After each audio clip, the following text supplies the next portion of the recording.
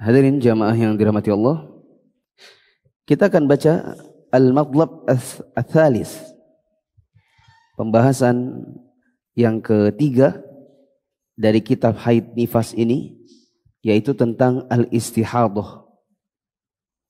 Untuk mempersingkat waktu, kita akan dengarkan pembaca membacakan buku bahasa Indonesia, sedangkan saya menyimak bahasa Arabnya. Poin C, istihadhah. Definisi istihadhah. Istihadhah berarti darah yang keluar bukan karena haid. Menurut syariat, istihadhah berarti mengalirnya darah secara terus-menerus di luar waktu haid karena sakit dan gangguan dari sejenis keringat mulut yang terdapat di bagian bawah rahim yang disebut dengan al-adil. Saya sering bilang keringat diganti menjadi pecah pembuluh darah.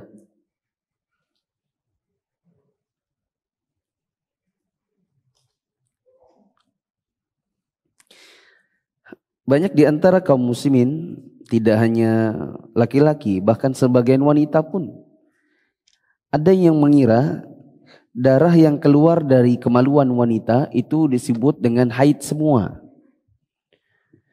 Jadi pokoknya kalau keluar darah dihukuminya haid.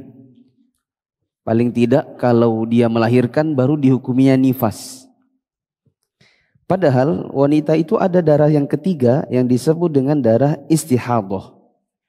Tadi disebutkan bahwa darah istihadhah adalah darah yang keluar karena pecahnya pembuluh darah di luar dari siklus haid. Jadi kalau wanita itu punya kebiasaan misalnya 7 hari, kemudian di hari ke-8 dan seterusnya ada darah yang agak beda fisiknya dengan darah haid, maka dia hukumi dengan darah istihadhah. Apa namanya? Istihadhah. Karena di luar dari siklus haid. Nanti kita akan baca cara membedakannya. Silakan. Perbedaan antara darah istihadhah dan darah haid. Terdapat perbedaan antara darah istihadhah dengan darah haid yang sebagian besar sudah diketahui oleh kaum wanita. Di antaranya, yang pertama, darah haid itu hitam dan kental yang mempunyai bau anyir dan tidak sedap. Sedangkan darah istihadhah berwarna merah dan tidak berbau. Yang kedua, darah haid keluar dari dalam rahim. Sedangkan darah istihadhah keluar dari bagian bawah rahim yang berupa pecahnya pembuluh darah yang diberi nama al-adil, sehingga darah tersebut hanya sejenis darah pecahnya pembuluh darah dan bukan darah rahim. Yang ketiga, darah haid adalah darah alami yang keluar pada waktu-waktu tertentu, sedangkan istihadhah merupakan darah yang disebabkan oleh gangguan dan penyakit yang tidak terikat pada waktu-waktu tertentu. Ya. Ada perbedaan antara darah haid dengan istihadhah. Kalau haid itu alami, sedangkan istihadhah itu karena sakit atau luka atau pecahnya pembuluh darah.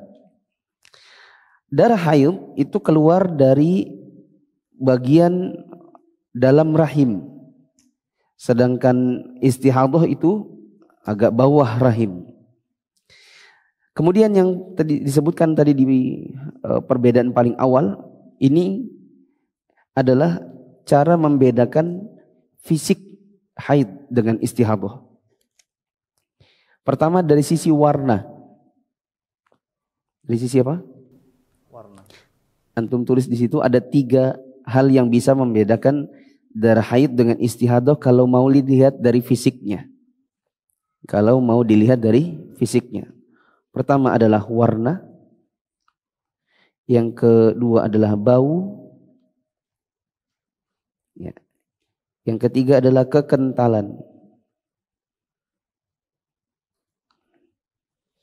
Biasanya wanita sangat tahu antara darah haidnya dengan yang bukan. Umumnya wanita mengenali darah haid itu warnanya hitam. Sedangkan darah istihadhah itu warnanya lebih merah. Darah haid itu punya bau-bau khusus. Ada aroma kekhasan yang dihafal oleh wanita yang mengalaminya. Sedangkan istihadah berbeda. Ya, ada yang mengatakan tidak ada baunya. Untuk darah haid itu kental. Lebih kental, lebih pekat daripada darah istihadah. Sudah. Berikutnya adalah ahwalul mustahadah. Keadaan wanita yang mengalami istihadah. Wanita yang mengalami istihadah memiliki 3 keadaan. Yang pertama, masa haidnya diketahui batas waktunya sebelum dia mengalami istihadah. Dalam keadaan seperti ini, masa yang diketahuinya itu dikategorikan sebagai waktu haid dan berlaku baginya hukum haid. Dan keluarnya darah setelah itu disebut sebagai istihadah, yang berlaku baginya hukum wanita yang mengalami istihadah. Hal itu didasarkan pada hadis Ummu Salamah radhiyallahu anha mengenai kisah Fatimah binti Hubaish, bahwasanya ada seorang wanita yang mengeluarkan darah secara terus-menerus pada masa Rasulullah sallallahu alaihi wasallam. Kemudian dia meminta fatwa kepada Rasulullah sallallahu alaihi wasallam. Beliau bersabda, yang artinya, hendaklah dia menunggu beberapa malam dan siang ketika dia haid pada sebulan sebelumnya, yaitu sebelum dia terkena istihadah. Hendaklah dia meninggalkan salat sejumlah hari-hari haid pada bulan itu. Jika hari-hari itu terlampaui, hendaklah dia mandi, kemudian melekatkan kain pembalut. Selanjutnya suruhlah dia mengerjakan salat. Dari Aisyah radhiyallahu anha, dia bercerita, Fatimah binti Abi Hubaish pernah bertanya kepada Rasulullah sallallahu alaihi wasallam, "Ya Rasulullah, aku sedang tidak suci. Apakah aku harus meninggalkan salat?" Beliau pun menjawab, "Sesungguhnya yang demikian itu hanya sejenis pembuluh darah yang pecah dan bukan haid. Oleh karena itu, jika datang kepadamu waktu haid, tinggalkanlah salat. Dan jika waktu haid itu telah berlalu, bersihkanlah diri dari darah, mandi dan kerjakanlah salat. Selanjutnya wudulah setiap kali akan salat jika benar-benar datang waktu haid itu." Berdasarkan hal tersebut di atas, wanita yang mengalami istihadah menunggu beberapa waktu selama hari-hari dia biasa mengalami haid setiap bulan, lalu mandi dan mengerjakan salat. Setelah itu, wudu setiap akan mengerjakan salat dan mengerjakan salat apa saja, baik yang wajib maupun yang sunnah, sampai masuknya waktu salat yang lain. Yang kedua, wanita yang mengalami istihadah ini tidak mempunyai waktu haid yang rutin sebelum istihadah itu datang, tetapi dia bisa membedakan antara darah haid dengan darah istihadah.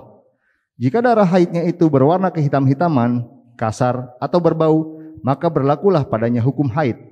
Sedangkan pada yang lainnya berlaku hukum istihadah. Hal itu didasarkan pada hadis Fatimah binti Abi Jahash radhiyallahu anha. Dia pernah mengalami istihadah, maka Rasulullah sallallahu alaihi wasallam bersabda kepadanya, "Jika darah haid, maka sesungguhnya ia berwarna hitam yang sudah dikenal. Oleh karena itu, tinggalkanlah salat. Dan jika berwarna lain, wudu dan kerjakanlah salat. Karena sesungguhnya ia hanya semacam pembuluh darah yang pecah." Ketiga, keadaan seorang wanita yang tidak memiliki hari-hari haid yang pasti dan tertentu, serta tidak juga dapat membedakan antara darah haid dan darah istihadah, baik karena begitu dia balik dalam keadaan istihadah dan tidak bisa melakukan pembedaan, maupun dia lupa dan bingung dalam membedakannya.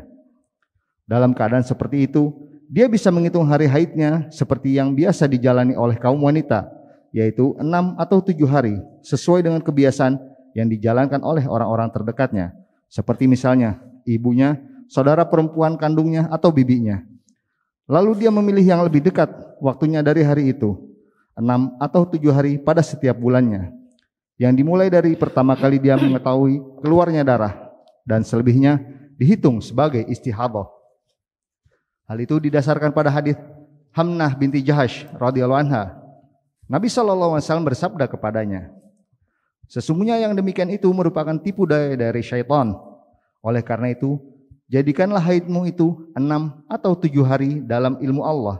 Sesudah itu mandilah, sehingga apabila engkau melihat bahwa dirimu telah suci dan telah cukup pula bilangan haidmu, kerjakanlah sholat selama 23 atau 24 hari dan berpuasalah. Sesungguhnya yang demikian itu sudah cukup sah bagimu.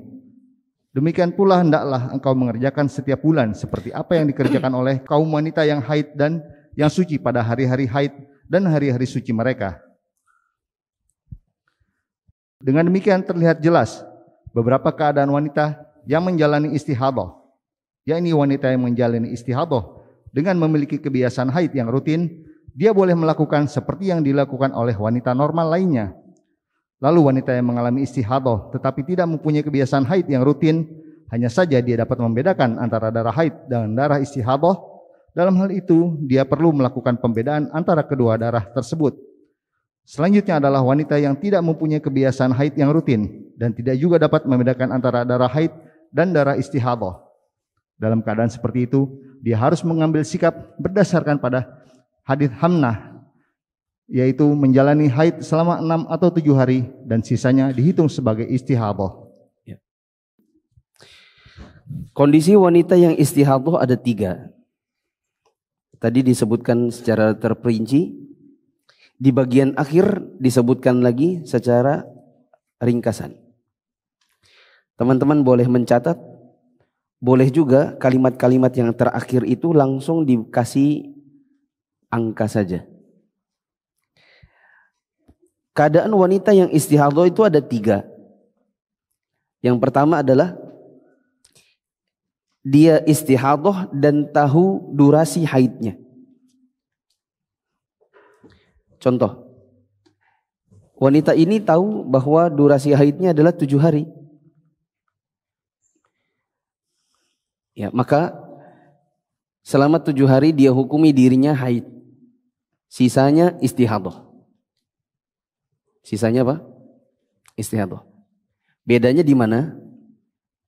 Bedanya kalau haid itu tidak boleh sholat, sedangkan istihadah bukan boleh sholat, harus sholat. Kalau wanita haid haram puasa, sedangkan istihadah tetap wajib puasa Ramadan. Wanita yang istihadah, wanita yang haid ada khilaf ulama dalam sisi baca Quran, duduk di kajian, duduk dalam masjid. Sedangkan istihadah bisa membaca Al-Quran, bisa memegang mushaf. Ya. Wanita yang haid tidak boleh dijima suaminya. Haram hukumnya, timba masuk sumur.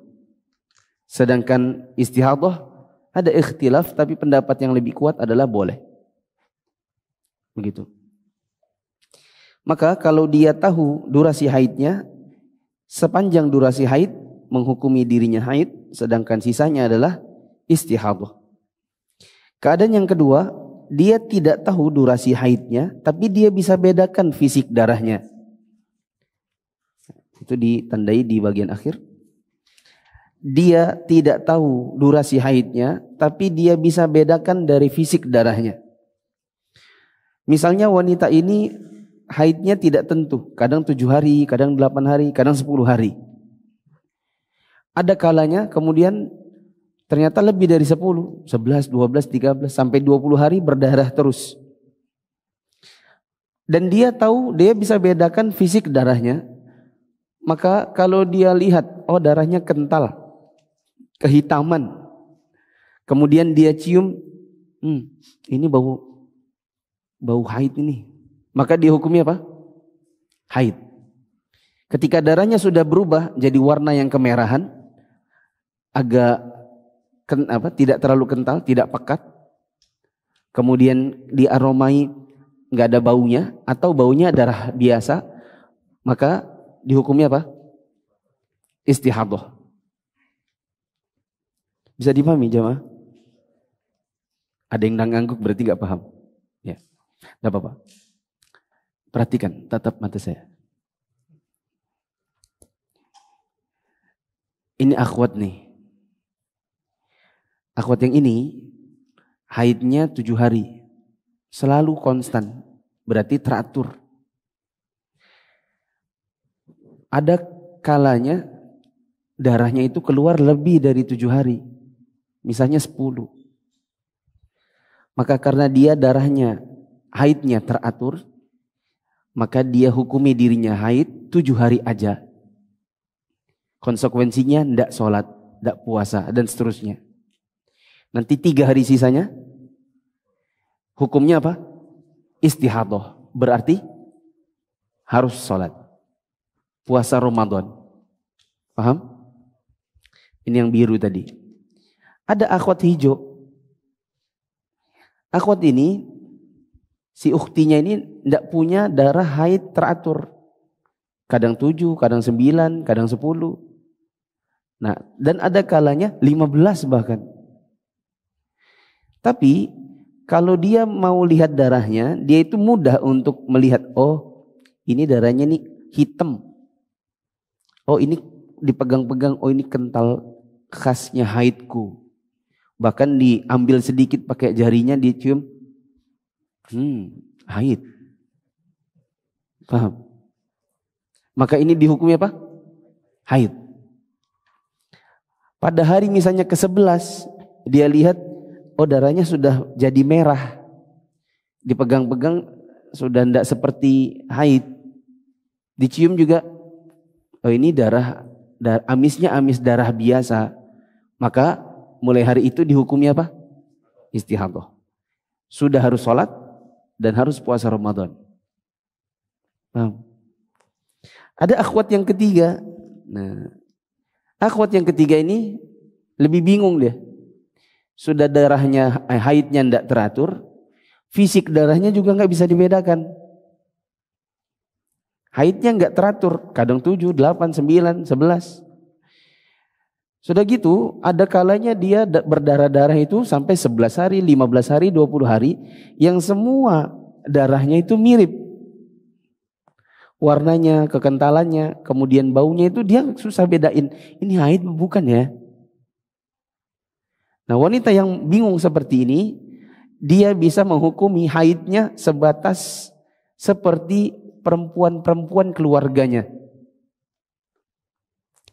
Ada akhwat misalnya, ya karena faktor hormon seperti itu tadi, maka dia tanya sama saudarinya, Mbak kalau haid berapa hari ya?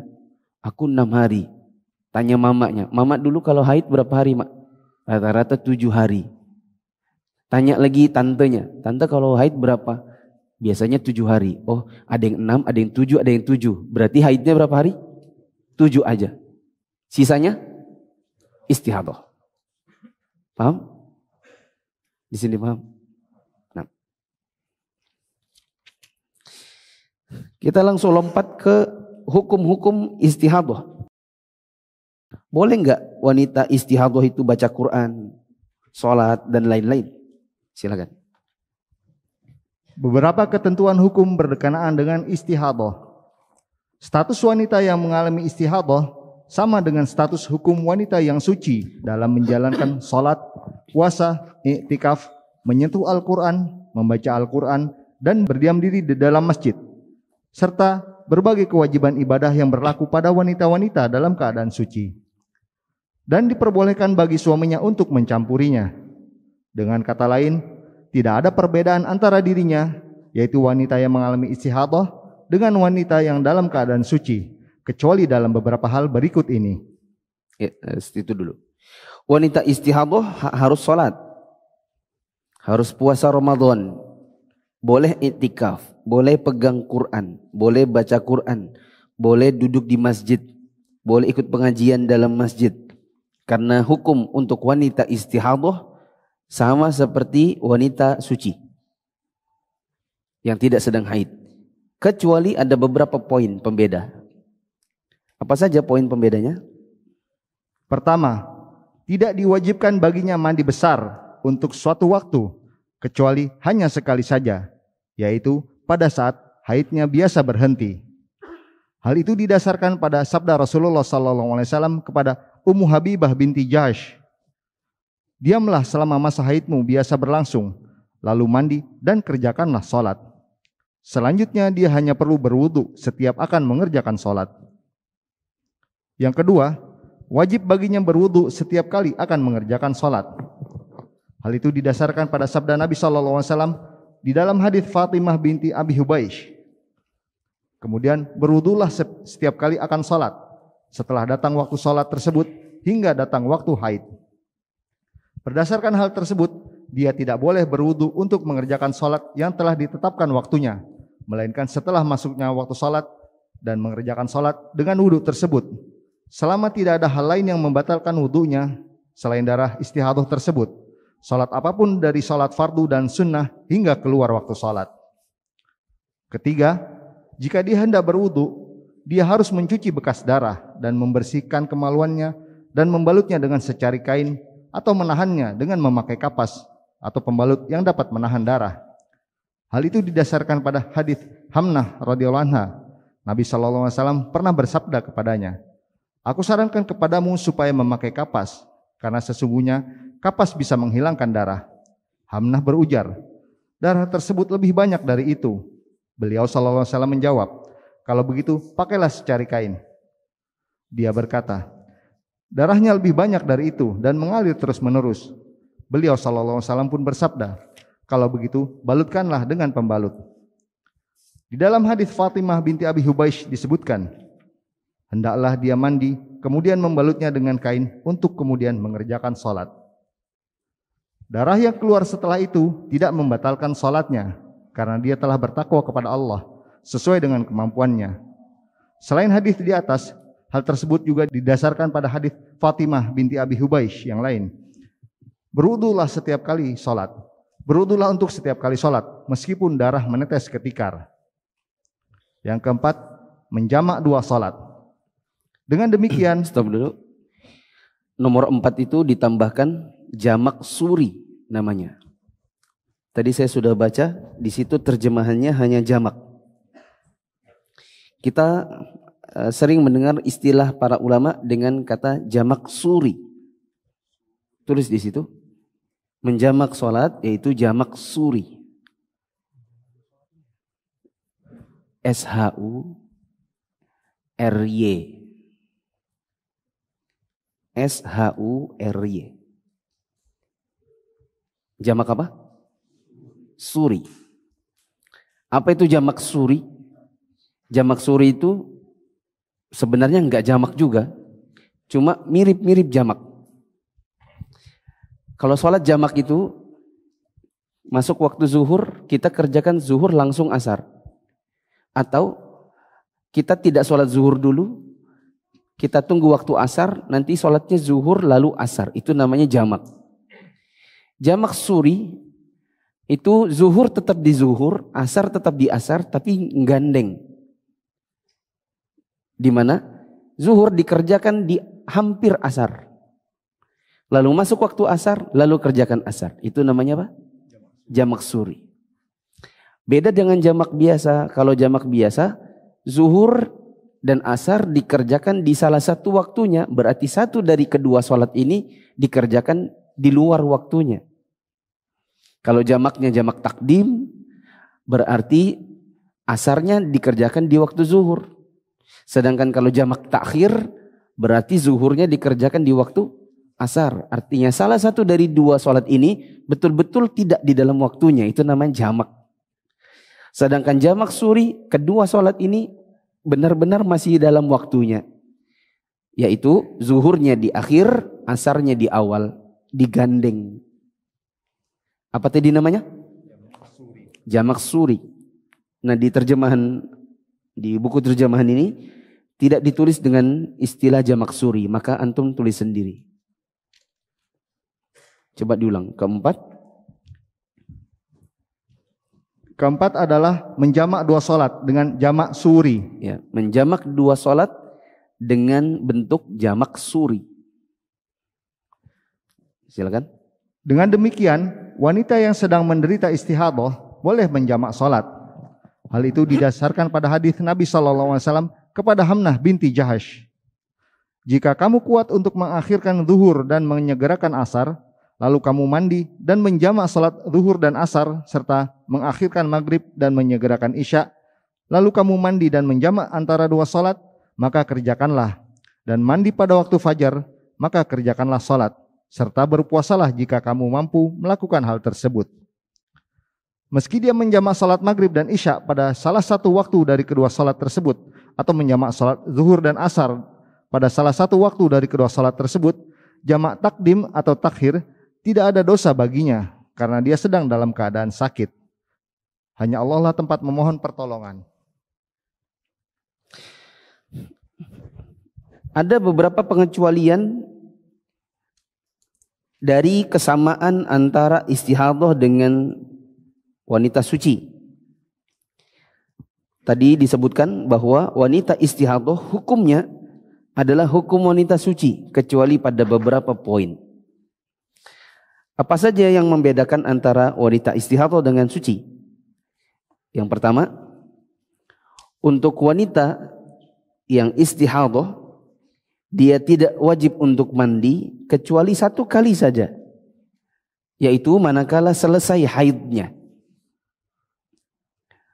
Perhatikan, atau tulis deh di situ, tulis. Wanita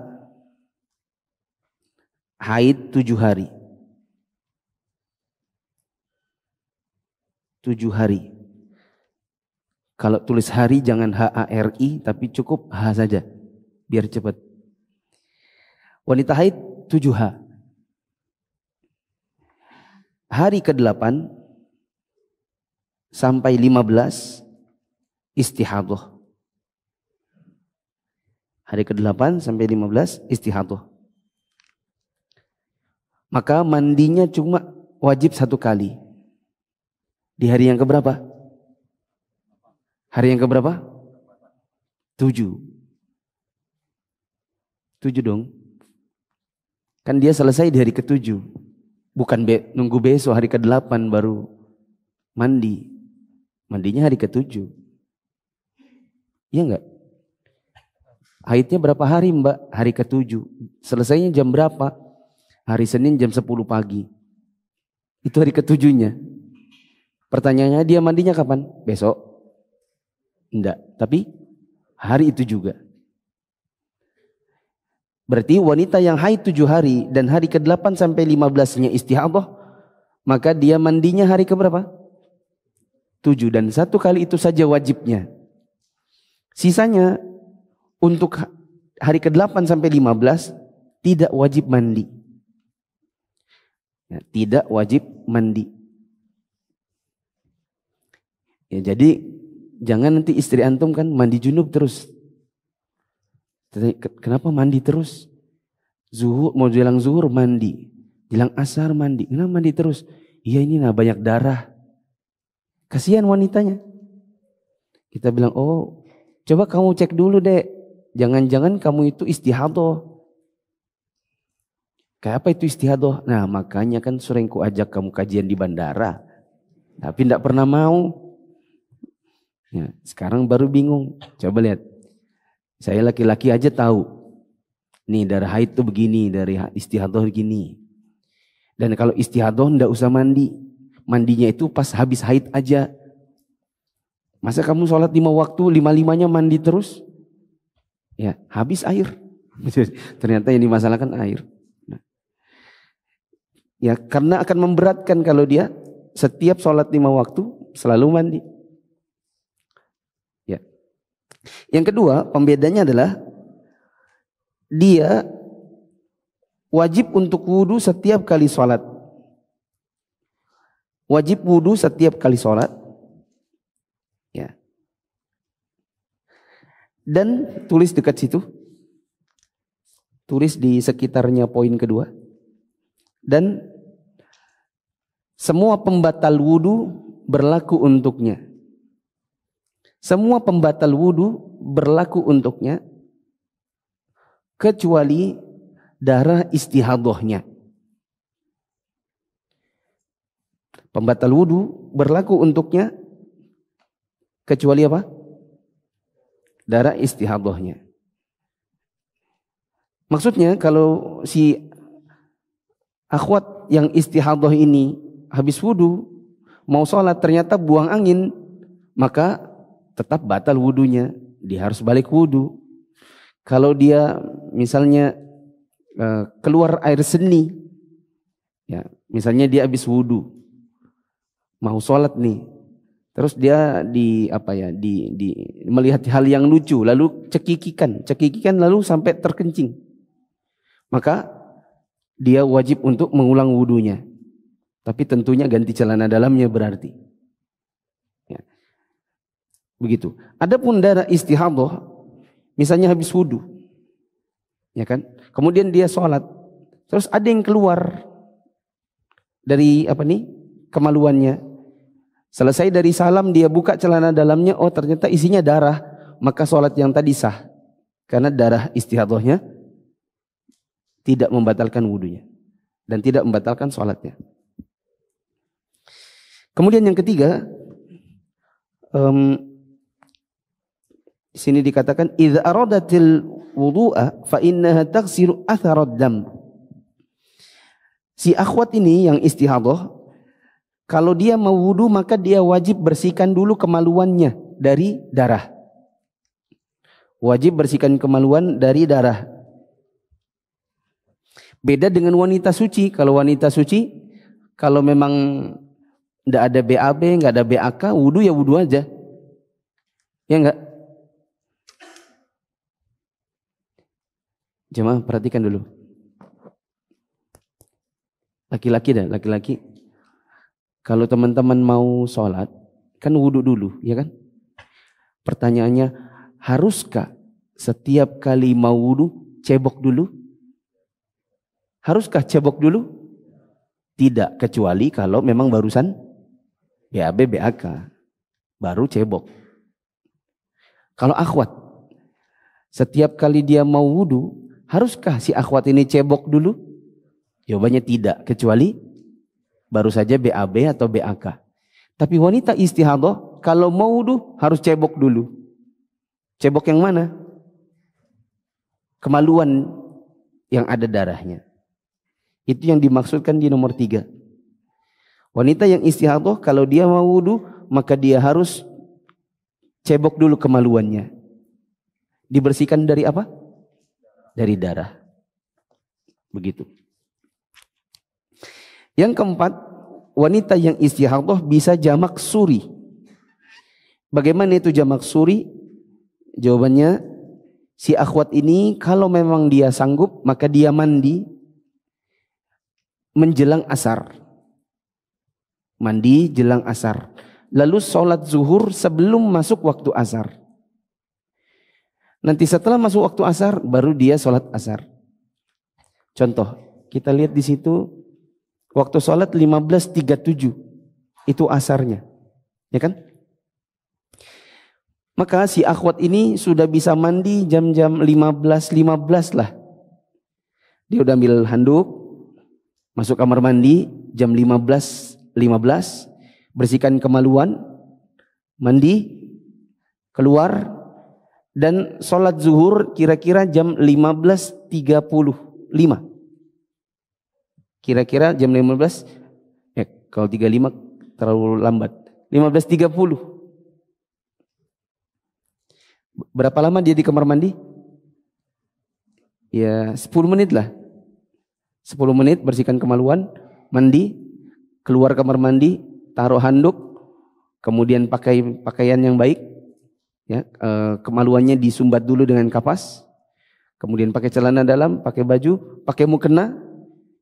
Kira-kira 15.30 dia sholat asar. Sholat apa? Zuhur. Habis dia sholat zuhur, nggak lama 15.37 kan azan asar nih. Allahu Akbar. Itu berarti sudah masuk waktu asar. Maka dia bisa lanjut dengan asar. Jadi zuhur tetap di zuhur, asar tetap di asar. Zuhurnya bagian akhir, asarnya diawalkan. Paham? Tidak sama dengan jamak kan? Kalau jamak zuhurnya memang ditaruh di asar atau asarnya yang ditaruh di zuhur. Jamak apa tadi namanya? Suri. Bila memungkinkan mandi. Bila tidak memungkinkan maka dia bisa berwudu. Ya. Dari sini nggak kelihatan jam berapa itu isyaknya. 19 berapa?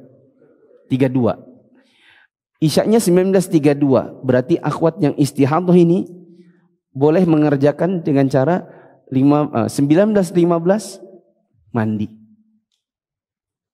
Habis mandi 10 menit keluar kamar mandi, berpakaian, sumbat dulu kemaluannya dengan kapas, lalu sholat maghrib kira-kira 19.25. Nah, habis 19.25 selesai dari sholat maghrib, masuk waktu isya, dia kerjakan sholat isya. Jadi maghribnya di maghrib, isyanya di isya, cuma didempetkan. Itu tadi namanya apa? Jamak suri. Wallahu a'lam bishawab. Lanjut ke poin berikutnya. Berikutnya adalah istihadah atau haid wanita yang sedang hamil. Apakah wanita yang hamil itu bisa haid? Apakah wanita yang hamil bisa haid? Kalau ada wanita hamil berdarah, pertanyaannya darahnya itu darah apa? Istihadah kah? Atau darah haid kah? Atau malah nifas kah? Ya, yang jelas secara umum perempuan itu kalau mau tahu dia hamil atau enggak, dia akan lihat bahwa kemaluannya tidak ada darah meskipun sudah datang jadwal haid. Ya, kita sering bilang haidnya terlambat. Kalau ada perempuan habis nikah kemudian berhubungan, nanti di masa-masa di haid itu haidnya enggak keluar. Itu berarti tanda-tanda apa? Hamil. Nah, silakan. Kebanyakan wanita yang sedang hamil tidak mengalami haid. Tetapi jika masih ada darah keluar dari kemaluannya pada saat dia sedang hamil, para ulama berbeda pendapat tentang hal tersebut. Apakah darah itu darah haid atau darah kotor? Ada yang berpendapat bahwa darah tersebut adalah darah kotor. Pendapat itu didasarkan pada sabda Rasulullah SAW yang artinya wanita tawanan perang yang sedang hamil tidak boleh dinikahi hingga dia melahirkan, dan juga wanita yang sedang tidak mengandung hingga dia mendapat haidnya. Ibnu Qudamah juga menukil bahwa hal tersebut merupakan pendapat mayoritas tabi'in. Sedangkan pendapat yang menyatakan bahwa darah tersebut adalah darah haid didasarkan pada darah yang biasa dilihat oleh wanita hamil pada 1, 2, atau 3 hari sebelum melahirkan. Hal tersebut dikategorikan sebagai nifas. Ada juga yang berpendapat bahwa darah tersebut adalah darah haid karena asal darah adalah darah haid. Yang mulai Syekh Abdul Aziz bin Abdullah bin Baz rahimahullah mentarjih pendapat yang pertama, yaitu bahwa jika seorang wanita hamil dia tidak akan haid dan darah yang keluar dari kemaluannya merupakan darah kotor seperti istihadah. Wanita yang hamil kalau dia keluar darah maka ada ikhtilaf ulama. Ada yang mengatakan darahnya itu dihukumi darah kotor. Kalau darah kotor berarti dihukumi seperti istihadah. Maka kalau ada wanita hamil di kemaluannya ada darah, tapi bukan di masa-masa kelahiran. Misalnya kehamilan 5 bulan, 6 bulan, sementara HPL-nya misalnya 9 bulan. Maka darah yang keluar dari kemaluannya dihukumi istihadah. Dengan demikian dia tetap mengerjakan sholat. Untuk perkara puasa Ramadan kembali lagi kepada permasalahan kalau dia kuat bagaimana, kalau dia tidak kuat bagaimana, lalu gantinya ganti qadha kah atau ganti fidyah. Tapi itu bukan masalah yang kita mau bahas di sini. Yang kedua, ada yang berpendapat itu dihukumi nifas. Dihukumi nifas. Tetapi ini dibatasi, yaitu manakala hari perkiraan lahirnya atau HPL-nya kira-kira 1, 2, atau 3 hari lagi. Tapi kalau masih sebulan lagi HPL-nya, maka itu dihukumi bukan nifas. Ya, kalau bukan nifas berarti kemungkinannya istihadah atau enggak? Ya, haid. Pendapat yang ketiga mengatakan itu adalah haid. Karena asal dari darah yang keluar dari kemaluan itu adalah darah haid. Dan di sini disebutkan warajjaha samahatu Syekhina Abdul Aziz Ibn Baz rahimahullah ta'ala al-qawl al-awwal. Syekh bin Baz termasuk di antara ulama yang merojihkan pendapat yang pertama, bahwa wanita yang hamil pendapat yang rajih adalah tidak bisa haid. Maka kalau wanita hamil keluar darah, hukumnya adalah istihadah. Betul ya? Terakhir, al-matlab ar-rabi' ahkamus salas.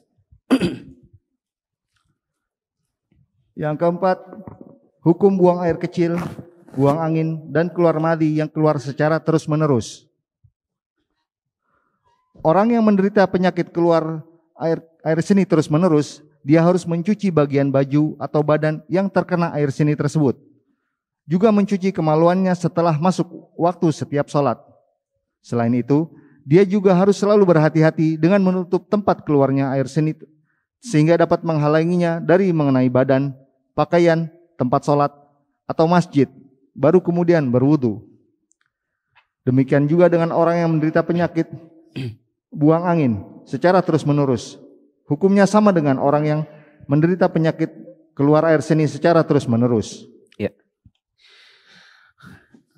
Di sini disebutkan orang yang diuji Allah dengan penyakit salas atau salasul baul. Ada juga yang mengatakan salisul baul. Tapi saya pernah sebutkan, saya cari di almaani.com, yang lebih tepat adalah salasul baul. Ya. Orang yang punya penyakit salasul baul, yaitu pipis terus menerus yang tidak bisa putus, intinya dia tidak bisa mengendalikan kapan dia buang air kecil. Ya. Bahkan ada salah seorang ustadz dulu di salah satu tempat pengajian, ya, beliau ngisi pengajian di lantai, mungkin karena dingin, pas bangun itu langsung pipis di tempat, bangkit dari lantai langsung pipis di tempat di dalam masjid. Ini termasuk di antara apa? Orang yang tidak bisa mengendalikan buang air kecilnya. Orang yang mendapatkan ujian seperti ini, maka setiap kali mau melakukan sholat, dia wajib untuk membersihkan kemaluannya. Lalu kemudian berwudu. Setelah wudu, maka dia di sini dikatakan yashuddu ala makhrajil baul. Dia lakukan hal yang bisa menjaga tempat keluarnya air seni itu, yaitu di kemaluannya, agar jangan sampai air seninya mengenai badan, pakaian, tempat sholat, atau bahkan masjid. Ya. Berarti contohnya apa? Ada orang punya penyakit salasul baul, dia siapkan kapas, atau kalau perlu pembalut ya. Laki-laki nggak bisa membalut ya. Pakai apa? Pampers ya, pakai pampers. Ya, kemudian dia bersihkan dulu kemaluannya. Sudah bersih, pakai pampers, wudu, lalu sholat. Nanti meskipun di dalam posisi sholat keluar air seni, maka sholatnya sah. Sholatnya sah. Dulu di Jogja itu, saya punya kajian rutin.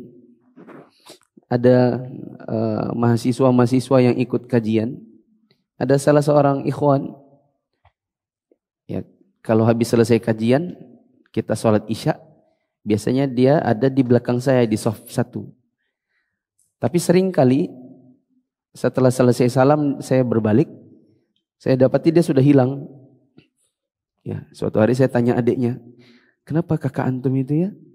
Kalau kita mau sholat, dia ada di sini, di shaf 1. Nanti kalau sudah selesai sholat, dia mesti hilang. Ya, jadi adiknya bilang, kayaknya kakak itu mungkin ada penyakit, gak bisa tahan kencing. Jadi dia mungkin kalau ruku atau sujud, selalu ada yang keluar dari kemaluannya. Ya. Maka saya katakan, kalau memang seperti itu, memang dia yakin itu adalah penyakit salasul baul, dan dia bisa tanya ke dokter, maka kewajibannya hanyalah membersihkan kemaluan, menggunakan pakaian yang bersih, menggunakan pampers bila memungkinkan, wudu, sholat. Nanti meskipun air seninya keluar saat sholat, sholatnya sah. Jadi nggak perlu membatalkan sholatnya.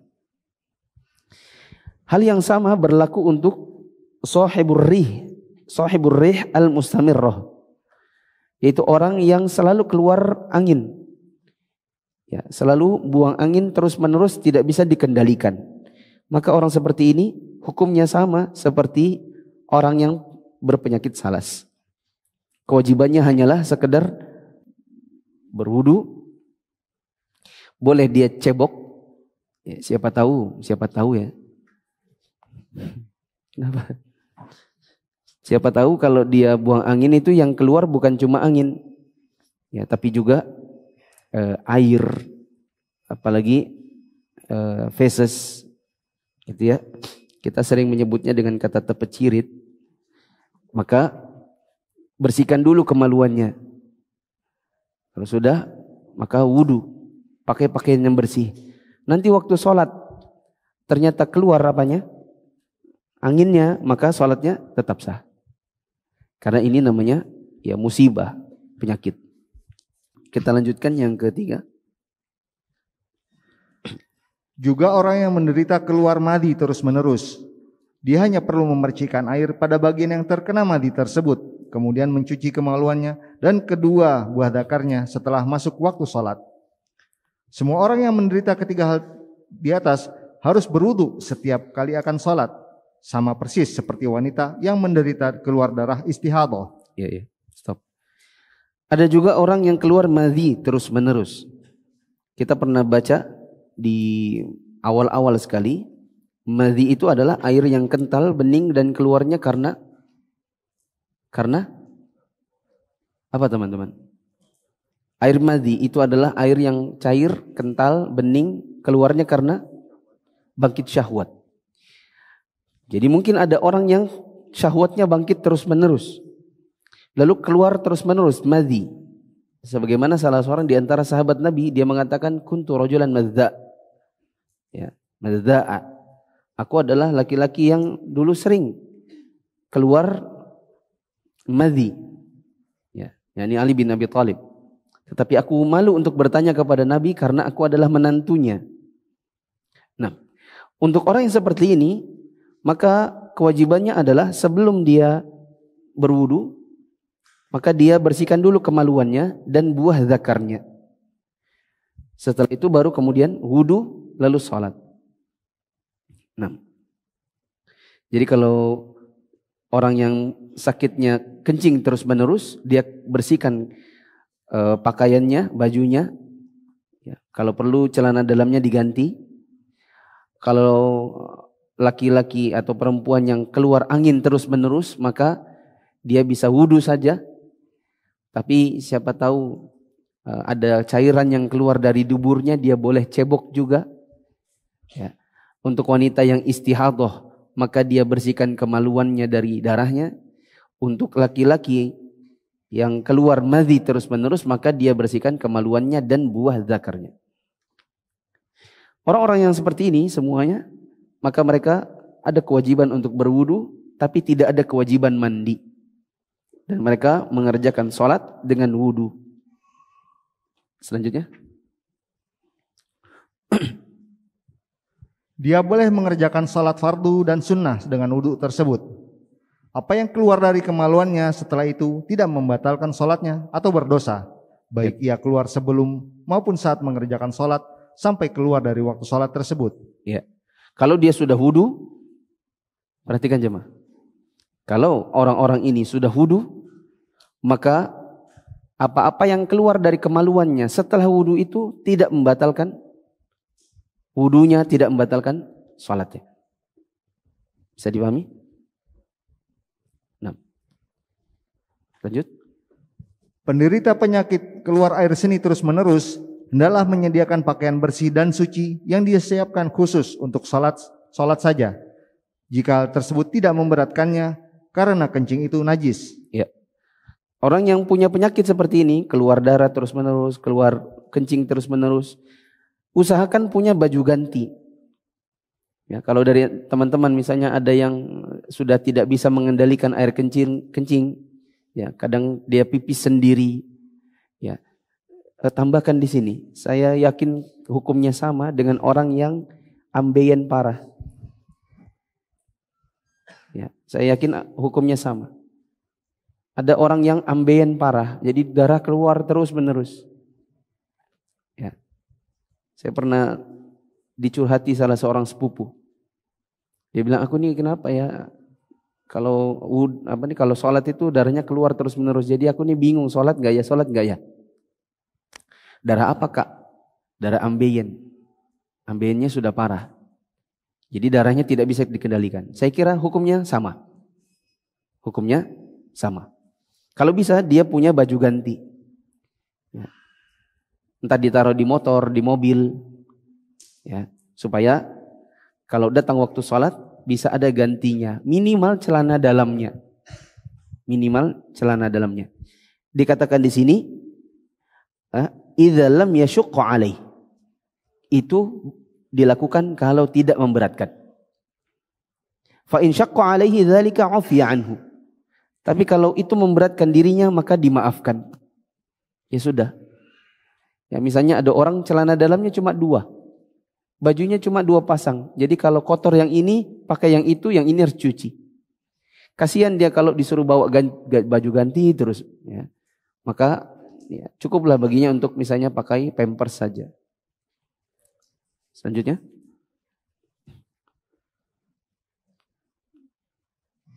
Allah Subhanahu wa taala telah berfirman yang pada surat At-Taghabun ayat 16 yang artinya, maka bertakwalah kalian kepada Allah menurut kesanggupan kalian. Dia juga berfirman, dan dia sekali-kali tidak menjadikan untuk kalian dalam agama suatu kesempitan. Selain itu dia juga berfirman, Allah tidak membebani seseorang melainkan sesuai dengan kesanggupannya. Demikian pula dengan firman-Nya, Allah menghendaki kemudahan bagi kalian dan tidak menghendaki kesukaran bagi kalian. Sedangkan Rasulullah SAW bersabda, jika aku perintahkan suatu hal kepada kalian, kerjakanlah sesuai dengan kemampuan kalian. Ya, itu semua adalah dalil bahwa orang-orang yang kena penyakit salas, selalu keluar angin terus-menerus, keluar madhi terus-menerus, keluar darah terus-menerus, atau istihadah, maka Allah ringankan untuk mereka untuk berwudu saja, dan diringankan bila masalahnya, ya, hal-hal yang keluar dari kemaluannya itu terjadi saat sholat, maka sholatnya sah. Terus? Adapun dalam sholat Jumat, ketiga kategori orang di atas harus berwudu sebelum khatib memasuki waktu yang memungkinkan baginya untuk mendengarkan khutbah dan mengerjakan sholat. Ya, kalau untuk Jumatan, ya, kalau ada laki-laki kerja misalnya, ambeinya parah, atau dia kena penyakit salas, maka kewajibannya adalah segera wudu sebelum khatib mulai apa? Khutbah. Duduk. Ikut sholat Jumat. Meskipun waktu sedang ada khutbah, dia rasa, aduh, kayaknya jangan-jangan ada yang keluar gitu ya. Nah, terus? Orang yang menderita ketiga hal di atas harus memohon kesembuhan kepada Allah dan berusaha mencari pengobatan yang dibenarkan oleh syariat sesuai dengan kemampuannya. Saya memohon kepada Allah supaya Dia memberikan kesehatan kepada kita semua, seluruh kaum muslimin dan muslimat, serta menghindarkan kita dari segala keburukan dan segala yang tidak kita inginkan. Nah, saya ringkas. Istihadah itu keluarnya di luar masa haid karena pecah pembuluh darah. Hukumnya tidak sama seperti haid. Darah istihadah itu fisiknya pun tidak sama seperti haid. Warna, bau dan kekentalannya berbeda dengan haid. Untuk wanita yang istihadah, maka dia wajib sholat, puasa dan seterusnya. Tidak sama seperti haid. Wanita yang istihadah ada 3 kondisi. 1, tahu darah haidnya kapan dan durasinya berapa, teratur. Maka haidnya sesuai dengan yang teratur. Selebihnya istihadah. Yang kedua adalah tidak tahu durasinya. Artinya haidnya tidak teratur, tapi bisa membedakan fisik darahnya, maka dia beramal sesuai dengan fisik darahnya. Mana darah yang fisiknya haid, maka dia hukumi haid. Sisanya adalah istihadah. Yang ketiga, wanita yang tidak tahu durasi haid dan tidak bisa bedakan fisik darahnya, maka dia beramal menghukumi haidnya dengan wanita-wanita dari kalangan keluarganya. Sisanya dianggap istihadah. Wanita yang istihadah maka mandinya cuma sekali, yaitu mandi selesai haid. Sisanya untuk hari-hari istihadah tidak ada kewajiban mandi. Kewajibannya hanya wudu. Dan pembatal-pembatal wudu berlaku untuk dirinya kecuali darahnya. Kecuali darah istihadahnya manakala keluar tidak membatalkan wudunya dan juga sholatnya. Sebelum dia berwudu, maka wanita yang istihadah ini harus membersihkan kemaluannya dahulu dari darahnya. Wanita yang istihadah bisa melakukan jamak suri, yaitu zuhur dan maghrib diakhirkan, sedangkan asar dan isyaknya dikerjakan begitu masuk waktunya. Wanita yang hamil, pendapat yang rajih adalah tidak bisa haid. Kalau keluar darah saat hamil, maka itu hukumnya adalah hukum istihadah. Orang-orang yang punya penyakit keluar air seni terus-menerus, keluar angin terus-menerus, keluar madhi terus-menerus, istihadah dan keluar darah ambeien terus-menerus, maka kewajibannya adalah membersihkan kemaluannya dari kotoran, kemudian berwudu, ya, lalu kemudian salat. Dalam kondisi salat keluar darah, keluar air seni, keluar darah, keluar madhi dan lain-lain, maka salatnya sah. Wallahu a'lam bishawab. Subhanakallahumma wa bihamdika asyhadu an la ilaha illa anta astaghfiruka wa atubu ilaik. Wassalamualaikum warahmatullahi